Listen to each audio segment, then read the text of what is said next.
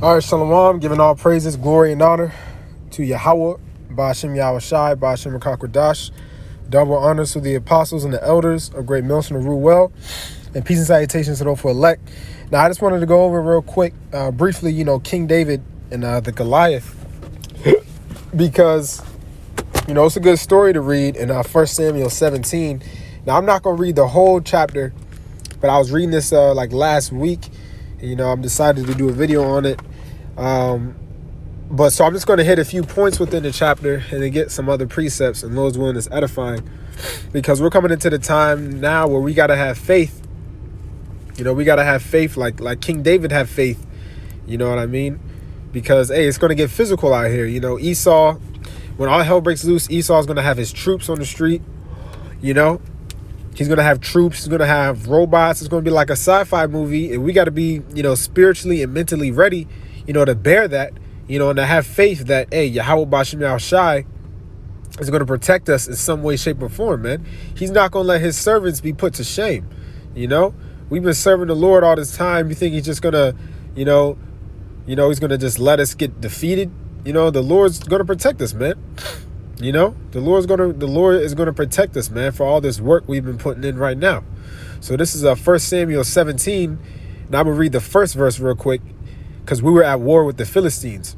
It says, "Now the Philistines gathered together their armies to battle, and were gathered together at Shokah, which belongeth to Judah, and pitched between Shokah and Azekiah and Ephes-Dammim."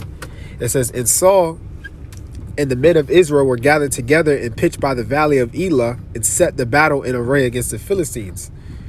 So we set up tents. Okay. It says, "And the Philistines stood on a mountain on the one side, and Israel stood on a mountain on the other side, and there was a valley between them." So yeah, like I just said, there was a valley between us, where the Israel and the Philistines set up, their base basically. "And there went out a champion out of the camp of the Philistines, named Goliath of Gath, whose height was 6 cubits and a span." So we can go into the name Goliath real quick.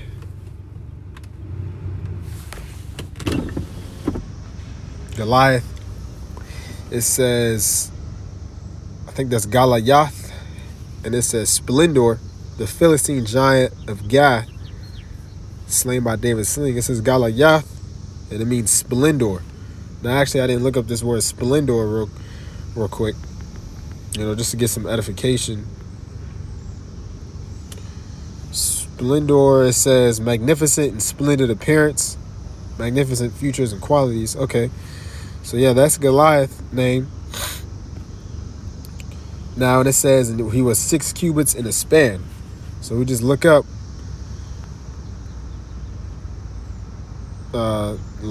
that, right, going into Goliath. How tall was Goliath? It says,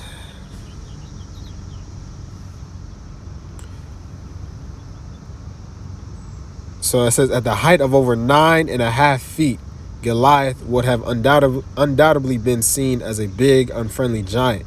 So that's all it was. He wasn't literally a giant, like on some, some Titans. He was just above the average height. He was tall. So it said 9.5 feet. And you're going to 6 right here. Okay, well, that's why we just Googled it, because they broke it down better. It says, as the Hebrew text describes Goliath's height as 6 cubits in a span, if a cubit is roughly 18 inches and a span is roughly 9 inches, that puts Goliath at well over 9.5 feet. So he was 9.5 feet tall. Okay. And I believe King David, when he was fully grown, was around 8 feet. Okay. But, that's what I believe, when he was fully grown. Right here, he wasn't fully grown yet. And it says, verse 5, "And he had an helmet of brass upon his head, and he was armed with a coat of mail, and the weight of the coat was 5,000 shekels of brass." So it was just it was a heavy coat. It says, and he had greaves of brass upon his legs, and a target of brass between his shoulders. And the staff of his spear was like a weaver's beam, and his spear's head weighed 600 shekels of iron, and one bearing a shield went before him. So he was decked out in armor. So, and it says, and he stood and cried unto the armies of Israel, and said unto them, why are ye come out to set your battle in array? Am I not a Philistine, and ye servants of Saul? Choose you a man for you, and let him come down to me. If he be able to fight with me and to kill me, then will we be your servants. But if I prevail against him and kill him, then shall ye be our servant and serve us. So he was basically challenging Israel to a duel. All right.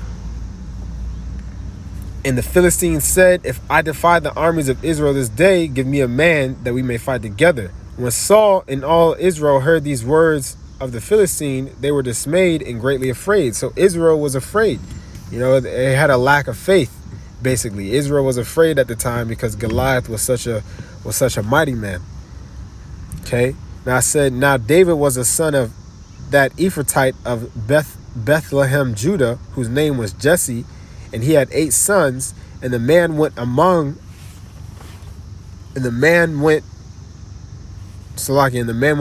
men for an old man in the days of Saul. Now I'm gonna skip down a verse. All right, I'm gonna skip down, and I'm gonna go to basically Saul has sent David on a mission.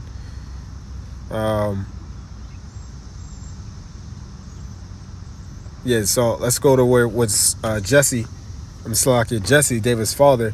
Verse 17, and Jesse said unto David his son, take now for thy brethren an ephah of this parched corn and these 10 leaves, and run to the camp to thy brethren, and carry these 10 sheaves unto the captain of their 1,000.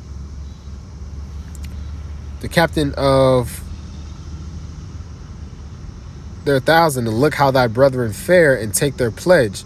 Now Saul and they and all his men of Israel were in the valley of Elah fighting with the Philistines. And David rose up early in the morning and left the sheep with the keeper, and took and went as Jesse had commanded him. And he came to the trench as the host was going forth to the fight, and shouted for the battle. So David came down. Now when you go, I'm going to skip down a verse. I'm going to skip down a few verses just to hit the points, right? So Jesse had told him to go down there. Now I'm going to go to verse 26. And David spake to them that stood by him, saying, what shall be done to the man that killeth this Philistine, and taketh away the reproach from Israel? For who is this uncircumcised Philistine that he should defy the armies of the living power? Right? Because he was a heathen. It says, and the people answered him after this manner, saying, so shall it be done to the man that killeth him. And Eliab, his eldest brother, heard when he spake unto the men, and Eliab's anger was kindled against David, and he said, why camest thou down thither, and with whom hast thou left those few sheep in the wilderness? I know thy pride and the naughtiness of thine heart, for thou art come down that thou mightest see the battle. Basically, Eliab knew, King David was a warrior, man, and he was basically mad at him, for basically provoking the Philistines, for saying that, because like I said, Israel was scared back then. So basically his brother was like, man, why are you doing this? Why'd you say that? And it says, and David said, what have I now done? Is there not a cause? And he turned from him toward another, and spake after the same manner, and the people answered him again after the former manner. Now, I'm going to skip down a verse. I'm going to skip down a few verses to verse 33. And Saul said to David, thou art not able to go against this Philistine to fight with him, for thou art but a youth, and he a man of war from his youth. And David said unto Saul, thy servant kept his father's sheep, and there came a lion and a bear, and took a lamb out of the flock. And I went out after him, and smote him, and delivered it out of his mouth. And when he arose against me, I caught him by his beard, and smote him, and slew him. Thy servant slew both the lion and the bear, and this uncircumcised Philistine shall be as one of them, seeing he hath defied the armies of the living power. Right, so King David slew the bear and the lion, and because he had faith in the Lord at the end of the day. And that's what it's all about. See, Israel they didn't have faith back then, you know? So, hey, King David basically saying, man, I'm going to slay him just like I slew the lion and the bear, man. Because he's defying the armies of the living power, right? Yahweh, all right? You know, Yahweh Bashim Yahushai, man. It says, David said, moreover, the Lord that delivered me out of the paw of the lion and out of the paw of the bear, he will deliver me out of the hand of this Philistine. And Saul said unto David, go, and the Lord be with thee. And Saul armed David with his armor, and he put an helmet of brass upon his head. Also, he armed him with a coat of mail. It says, and David girded his sword upon his armor, and he essayed to go, for he had not proved it. And David said unto Saul, I cannot go with these, for I have not proved them. And David took them off, put them off of him. So he took off the armor and the sword. And he took his staff in his hand and chose him 5 smooth stones out of the brook, and put them in a shepherd's bag which he had, even in a scrip, and his sling was in his hand, and he drew near to the Philistine. And the Philistine came on and drew near to David, and the man that bare the shield went before him. And when the Philistine looked about and saw David, he disdained him, for he was but a youth, and ruddy, and of a fair countenance. And the Philistine said unto David, am I a dog, that thou comest to me with staves? And the Philistine cursed David by his gods. Hey, basically, you know, the Philistine, Goliath, was looking down on David. He was like, dang, y'all sent out this small guy, you know, as a fair countenance. You know, which when you go into that word fair, it says Yapa, beautiful. Yapa. Basically, David was a handsome man, you know? And so Goliath is like, man, basically Goliath was taunting him, you know, laughing at him, saying, why y'all sending this pretty boy out to fight me? You know, Jake B. Oh, he a little pretty boy. You know, certain things they say. Hey, because basically, like I said, Goliath was a man of war from his youth. You know, when you're at war, you know, you're not worried about your looks and all that. You know, they got basically warriors, man, had, you know, a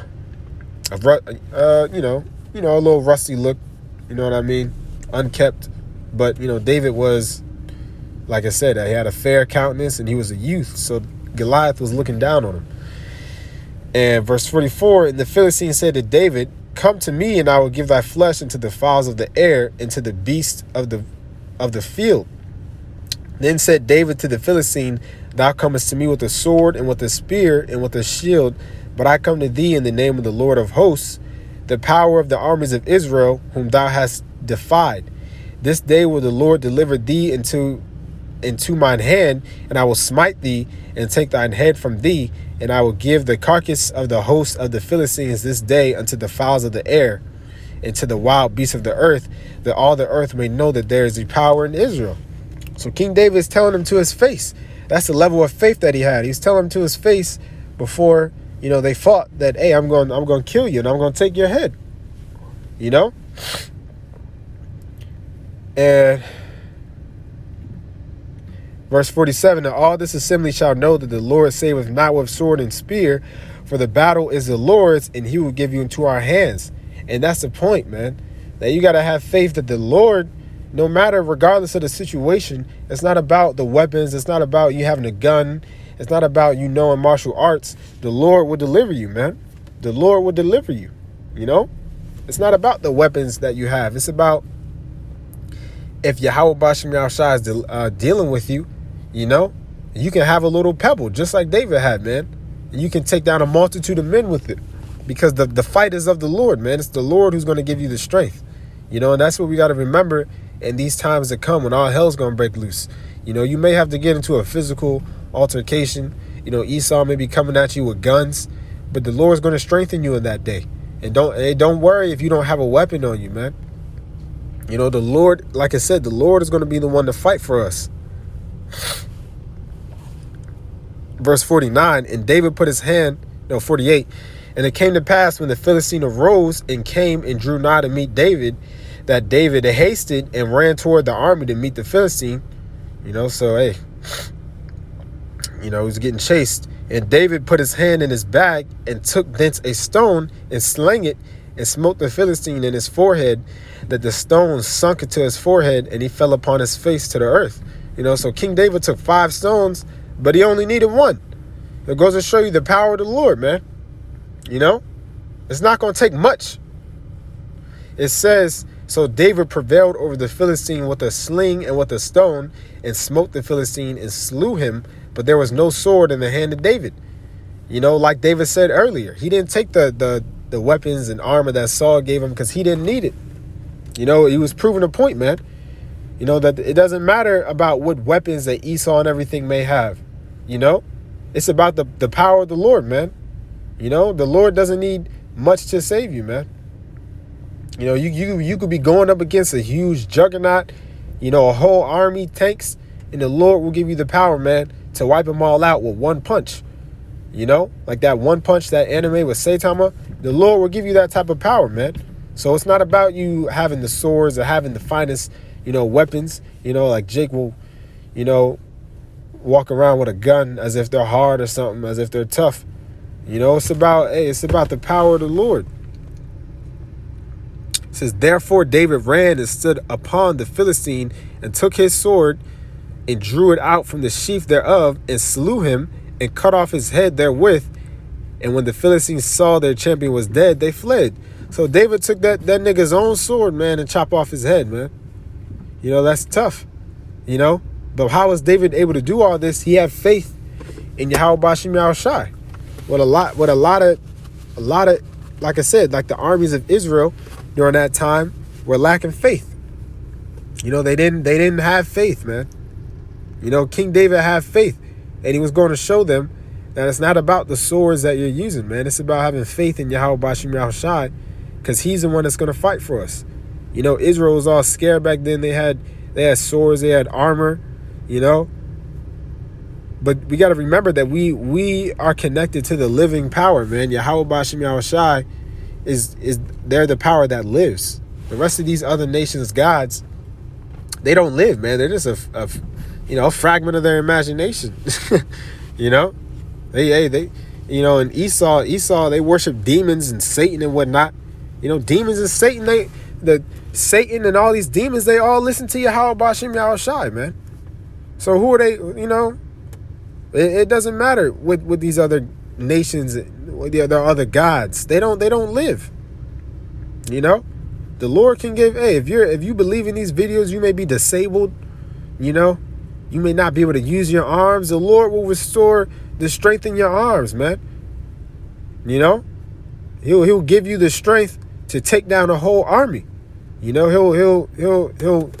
move your legs. That may have been. You may have went to war for Esau or something. And you got disabled. The Lord will give you the strength back in your limbs, man, and He'll fight for you, man. And you gotta believe that we're coming to those times where, hey, the Lord is going to give certain men spiritual power, man. To heal you.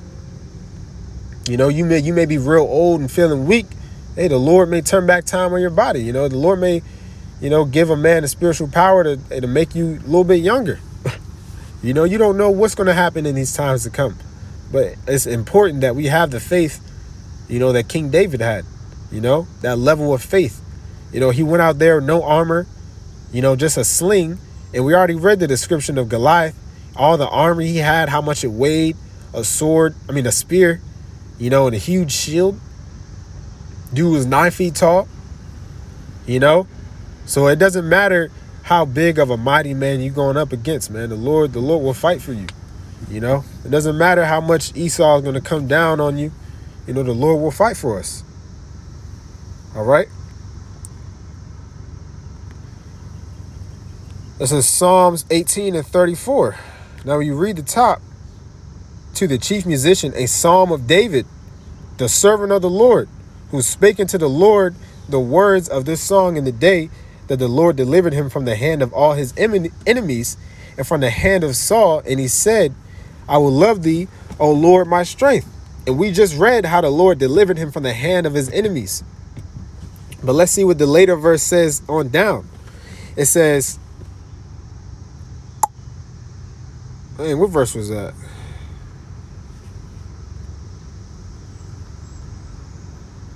So like I just having a little brain fart. Yeah, 34. Psalms 18 and 34. He teacheth my hands to war, so that a bow of steel is broken in my arms. So the Lord taught King David's hands to war, man. That the way he slung that rock. You know what I mean? That was the Lord giving him strength. The Lord teaching him, man. It only took one. It took one pebble. He had 5, but it only took one. You know, that goes to show you the power of the Lord, the power that he's going to give his men. All right, you know how hard you got to sling a rock to break through a dude's skull, and one, you know, you got to get the trajectory right, and you know, the nigga Goliath obviously wasn't just standing still, you know, saying hit me. You know, it said that the Goliath was started to chase David down. So you know Goliath was moving, you know, hustling, you know, maybe trying to juke and get out the way. But King David slung just one pebble, man, with the accuracy to pierce through that dude's head. It says, so that a bow of steel is broken in my arms. Hey, and that's spiritual power. The Lord's going to give you the strength to break a bow of steel. You might be in prison. You might be in prison in these times to come, a concentration camp or whatever. And out of nowhere, you might feel the strength in your arms. You know, you might feel a sudden surge of strength in your arms, and you might break through the whole prison, man. You might just rip the prison open, man. You know, like they show you in those movies. Those are everything that we're going to be doing, man. You might just get the strength to bust a hole through the wall. You know what I mean? The Lord's going to give you the power in that day, but he's going to try you. He's going to see if you're going to be able to endure through a little bit of harshness. You know, he's going to see if you're going to bend, you know, if you're going to get weak. You know, you might have to be in that prison for a few days. You know, you might have to be in that prison for a few days. The guards might treat you rough for a little bit. But the Lord's testing you, man. He's trying you. He's trying you to see if you're going to cave in, you're going to get weak, you're going to lose the faith. You know, then once he approves, you're like, yeah, you endure long enough. Because the scriptures say he's only going to put you through what you can bear. So once he's like, all right, that's enough, he's going to give you strength, man. Like I say, you might just feel the strength out of nowhere to just break out of that wall, man. Or to bend the steel, bend the whole the prison bars open, you know, and silently make your escape in the middle of the night. You know, stuff like that is going to be happening, man. That's why you just got to have faith, like King David had faith. You got to have faith, man. That it's not about, you know, your stature. It's not about how tall you are, you know, how strong you are, what martial arts you know. Because like King David was going against Goliath, he was clearly going against a stronger, you know, he had armor. So he was more physically prepared. But the Lord gave King David the strength, man. The Lord gave King David the strength. So that's how it's going to be in these days, man. The Lord's going to give you the strength. So like, I got to stop my car. It's hot. But I'm going to end it in this verse. Isaiah 40 and 29. He giveth power to the faint, and to them that have no might, he increaseth strength. You know, you may be faint in these days to come. You may feel physically weak. He's going to give you power.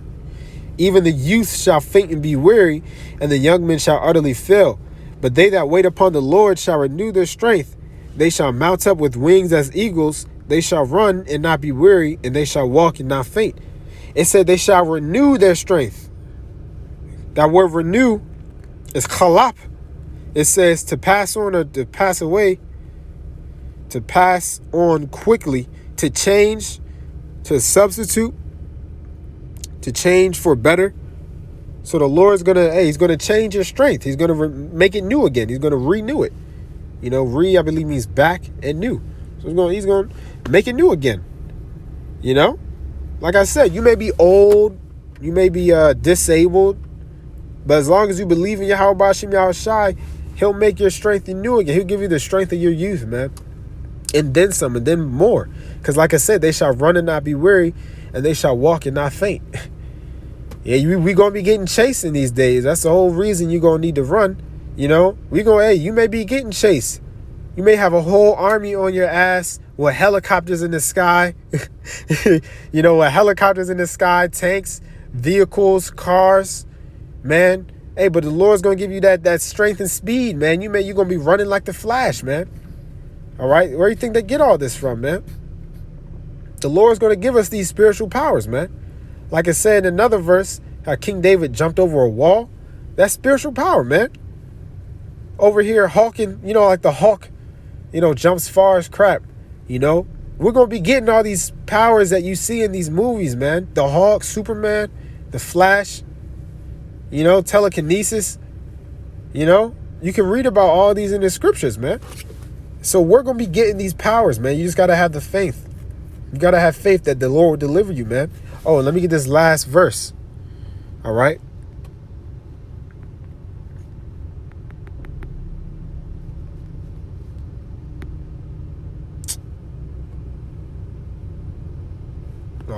Damn, what is it? 2 Kings. Is it 2 Kings 11?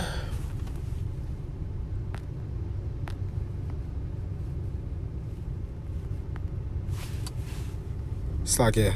Let me try to get this.